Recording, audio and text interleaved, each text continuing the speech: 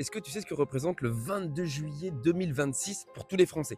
Attention, c'est un grand jour. C'est ce qu'on appelle le jour de libération fiscale et sociale. C'est-à-dire que jusqu'au 22 juillet, tu travailles pour l'État. À partir du 22 juillet, c'est ce que tu vas effectivement te mettre dans la poche. Ça veut dire qu'en théorie, un salarié français il consacre 55,6% du coût de son travail au prélèvement obligatoire. Si on prend un salarié célibataire moyen, le coût total que paye son employeur, c'est 65 770 euros.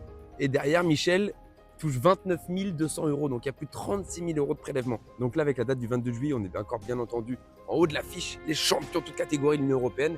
La moyenne de l'Union européenne, pour info, c'est le 12 juin. Alors bien sûr, tous ces prélèvements obligatoires financent les hôpitaux, les écoles, les retraites, les allocations, la police et j'en passe. Mais la vraie question, c'est est-ce qu'on en a pour notre argent?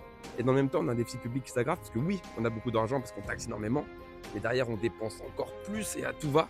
Et du coup, pour financer tout ça, on continue à emprunter. Bien sûr qu'il faut maintenir ce système social qui est celui de la France et qui est une grande force.